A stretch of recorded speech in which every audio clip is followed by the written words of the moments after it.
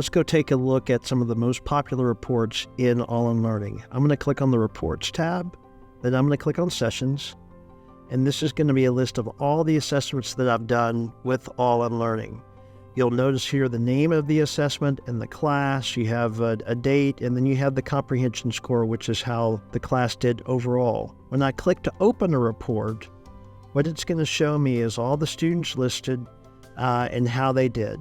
You'll see that there are cut scores.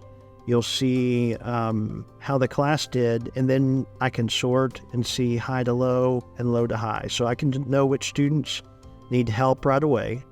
I'm going to show this report while we're here, and this is a really powerful report, the Student Non-Proficiency by Standard. I'm going to click on that. What it focuses on is a student score on that assessment, and it profiles for me how they performed on the standards within that assessment. I'm able to provide targeted intervention based on the data. So I see that Christina, even though she had a low score, only needs intervention on one of the 3 standards.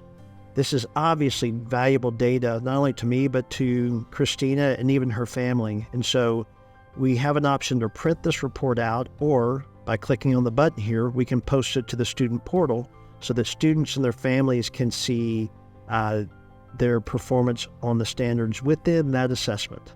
All right. A couple of other really helpful reports under Item Analysis tab here. I'm able to look at a question that gave us a problem and see, was there a common misconception? And in this case, there was.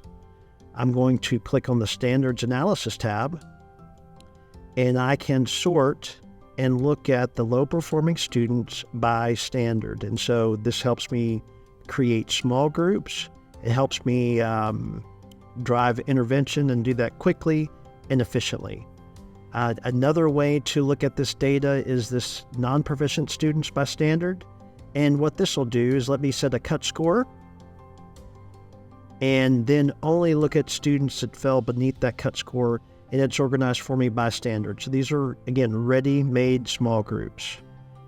We, of course, have an analysis of how the different student groups in our class performed, and you can click in to see that data as well.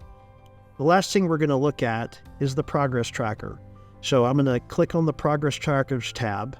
And as you complete assessments in All in Learning, every time we ask you, do you want to add this to the progress tracker? So it'll take the class and it'll take the standards, and then we're going to progress monitor your students on the standards all year long. So when I open this report up, what I'll be able to see is I'll be able to see the standards that I've assessed my class and how the students have performed throughout the year. So we start with the first assessment and we'll go all the way to the end. A lot of your assessments from the curriculum will already be aligned to the standards. So not only can you see how they performed on the unit assessments, but assessments building up to that assessment, All in Learning will capture all of that data for you and give you the class and the students' overall performance on the standards. And then lastly, we can click on Post to the Student Portal. This allows students and their families to see their own data over time. So when we click into a student, we're able to see that student's journey on the standard, and this is exactly what the student and their family would see. These are only some of the reports that we have. All of our reports are designed to provide you with insights to drive intervention and provide your students with the optimal level of support in your classrooms every day.